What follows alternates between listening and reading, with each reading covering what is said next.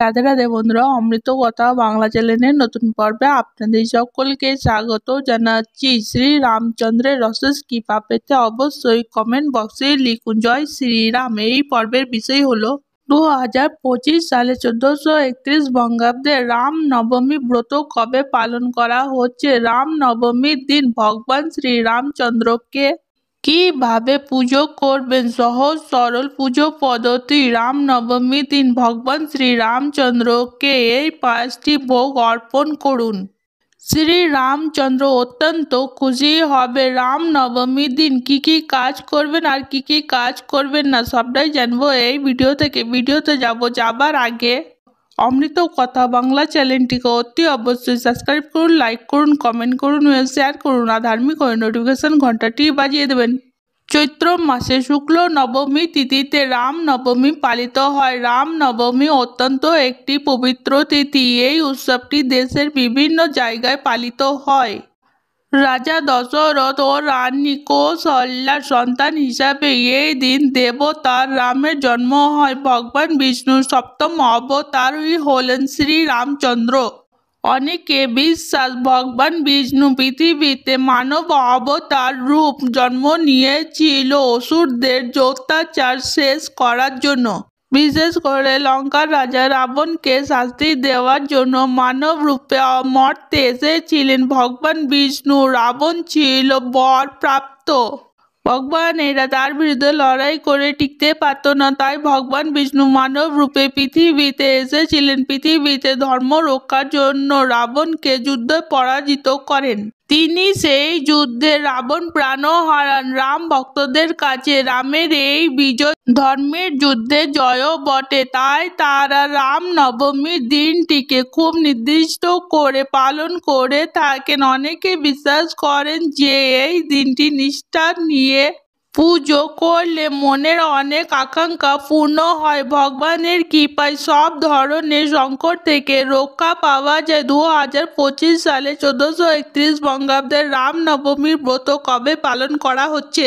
রাম নবমী ব্রত পালন করা হবে 6 এপ্রিল 2025, 23 চৈত্র 1431 রবিবার। রাম নবমী তিথি শুরু হবে 5 এপ্রিল 2025, বাংলা 22 চৈত্র 1431 শনিবার রাতের 12টা 23 পর থেকে নবমী তিথি সমাপ্ত হবে 6 এপ্রিল 2025, বাংলার 23 চৈত্র 1431 রবিবার রাতের 11টা 32। রাম নবমীর দিনে ভগবান শ্রী রামচন্দ্রের পুজো করার বিশেষ সময় থাকবে সকাল 9টা 37 পর থেকে দুপুর 12টা 52 মধ্যে। রাম নবমীর দিনে সহজ সরল ভাবে ভগবান শ্রী রামচন্দ্রের পুজো কিভাবে করবেন, সহজ সরল পুজো পদ্ধতি ও পুজোর মন্ত্র। রাম নবমীর দিনে সূর্যোদয়ের আগে ঘুম থেকে উঠে পড়তে হবে। এরপর ঘর বাড়ি ভালো করে পরিষ্কার করে নিতে হবে।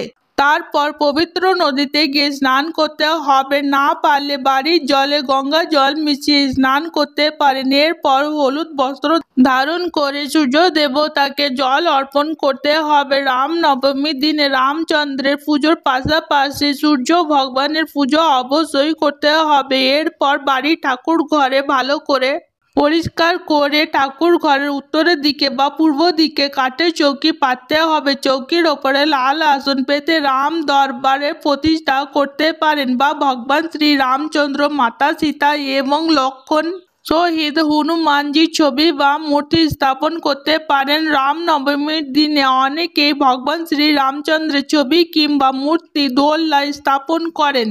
আপনি চাইলে রামচন্দ্রের ছবি বা মূর্তি দোলনাতে স্থাপন করতে পারেন। এরপর নৈবেদ্য ভোগ সাজিয়ে রাখতে হবে। ধূপ প্রদীপ জ্বালিয়ে দিয়ে পুজো করতে হবে। চন্দন সহকারে তুলসী পাতা নিতে হবে। শ্রী রামচন্দ্রায় নমঃ বলে ভগবানের পায়ে চন্দন সহকারে তুলসী পাতা অর্পণ করতে হবে। এরপর তুলসী পাতা ও হলুদ ফুল নিয়ে পুষ্পাঞ্জলি দিতে হবে। পুষ্পাঞ্জলি মন্ত্র হলো মন্ত্র যথা গোবিন্দা গুরুধ্বজা গুণিধে দামোদর মাধবা। হে কৃষ্ণ কমলে পথে যদু পথে সীতা পথে শ্রী পথে বৈকুণ্ঠধি পথে চরাচর পথে লক্ষ্মী পথে পাহি মাম।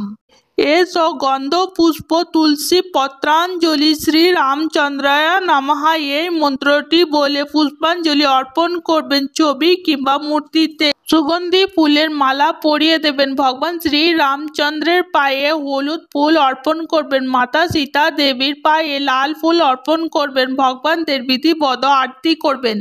আরতি সমাপ্ত হলে হাত জোড় করে রামচন্দ্র ও মাতা সীতার মন্ত্র উচ্চারণ করবেন। ভগবান শ্রী রামচন্দ্রের প্রণাম মন্ত্র যথা রামায়া রামচন্দ্রায়া রামভদ্রায়া বেদসে রঘুনাথায়া নাথায়া সীতায়া পতে নমঃ। মাতা সীতা দেবীর প্রণাম মন্ত্র বন্দে রাম হৃদয়ম প্রকাশনম জনকাত্মা জামছত্রী বর্গ পরমানন্দ দায়িনী ব্রহ্মরূপিণী। পুজো সমাপ্ত হলে পুজোর প্রসাদ পরিবারের সকল সদস্যদের মধ্যে বিতরণ করবেন।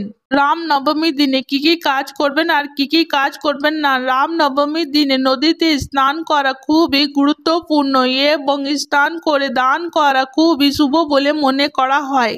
এই দিনটি সম্ভব হলে নদীতে স্নান করুন এবং সামর্থ্য অনুযায়ী জিনিস দান করুন। রাম নবমীর দিনটি অত্যন্ত পবিত্র বলে মনে করা হয়। যে কোনো নতুন কাজ রাম নবমীর দিন থেকে শুরু করতে পারেন। রাম নবমীর দিন সর্বদা পরিষ্কার বস্ত্র পরিধান করুন। বস্ত্র এবং শান্ত মনে ভগবান শ্রী রামচন্দ্রকে স্মরণ করুন। ভগবান রামের পুজোতে কোনোভাবে বাসি প্রসাদ বা শুকনো ফল দেবেন না। রাম নবমীর দিনে যে কোনো ধরনের তামিজ খাবার তথা পেঁয়াজ রসুন মাছ মাংস ডিম মদ এই সমস্ত খাবার থেকে দূরে থাকবেন। রাম নবমীতে আপনি উপোস করতে পারেন। রাগ করা বা কাউকে ছোট করে কথা বলা বা কারো সঙ্গে ঝগড়া করা একেবারেই উচিত নয়। কারো মনে কষ্ট দেওয়া উচিত নয়। রাম নবমীর দিনে গুরু সেবা করতে পারলে খুবই ভালো ফল লাভ করা যায়। সমস্ত পশু পাখিদের সেবা করার চেষ্টা করুন। রাম নবমীর দিনে অনেকেই রামচরিত মানস শ্রী রাম চালিসা শ্রী রাম রক্ষা স্তুতি হনুমান চালিসা পাঠ করলে দারিদ্রতার হাত থেকে মুক্তি পাবেন। কি কি করবেন না। চৈত্র নবরাত্রির সময় রাম নবমী উদযাপিত হয়, তাই কোনোভাবে এই দিন চুল দাড়ি নখ কাটবেন না। রাম নবমীর দিনে যে কোনো ধরনের অশুভ চিন্তাকে দূরে রাখুন। রাম নবমীর দিনে যদি পারেন এদিন 9 জন কুমারীকে নিজের বাড়িতে নিয়ে আসুন এবং তাদের সেবা করুন, তাদেরকে খাওয়ান এবং তাদের পছন্দের মতো কিছু উপহার দিন। রাম নবমীর দিনে সন্ধ্যার সময় একটি পেতলের থালায় 9টি গাওয়া ঘিয়ে প্রদীপকে সাজিয়ে সেই প্রদীপগুলো আপনার বাড়িতে জ্বালিয়ে রাখুন। যতক্ষণ পর্যন্ত প্রদীপগুলো নিজে থেকে নিভে যায় ততক্ষণ পর্যন্ত প্রদীপগুলোকে জ্বলতে দিন। এর ফলে বাড়িতে ধন সম্পত্তি বৃদ্ধি পাবে। এই দিন লাল কাপড়ে 11টি কড়ি কালো সুতো দিয়ে বেঁধে আলমারিতে রেখে দিন। এই দিন 11টি অশ্বত্থ পাতা ভালো করে গঙ্গা জল দিয়ে ধুয়ে পাতার ওপরে কমলা সিঁদুর দিয়ে শ্রীরাম লিখে ভগবান শ্রী রামচন্দ্রের পায়ে নিবেদন করুন। এই ছোট কাজটি করার মাধ্যমে ভগবান শ্রী রামচন্দ্রের কৃপা সহজে লাভ করতে পারবেন। শ্রী রামচন্দ্রের 5টি ভোগ। রামের সবথেকে প্রিয় নৈবেদ্য হলো পাঞ্জেরি বা আটা ভাজা। রাম নবমীর দিনে শ্রীরামকে ধনে ঘি এবং চিনি দিয়ে তৈরি পাঞ্জেরি বা আটা ভাজা নিবেদন করুন। চালের তৈরি পায়েস। ভগবান রামচন্দ্র চালের তৈরি পায়েস খুব পছন্দ করে। রাম নবমীতে চালের পায়েস নিবেদন করতে পারলে দেবী লক্ষ্মী ও আশীর্বাদ লাভ করা যায়। এছাড়া অর্পণ করতে পারেন পঞ্চামৃত। শাস্ত্রে ভগবান বিষ্ণু উপাসনা পঞ্চামৃতের বিশেষত গুরুত্ব রয়েছে বলে মনে করা হয়। তাছাড়া রাম নবমীতে দুধ দই চিনি ঘি মিশিয়ে পঞ্চামৃত বানিয়ে নিবেদন করুন, তাতে খুবই ভালো ফল লাভ করতে পারবেন।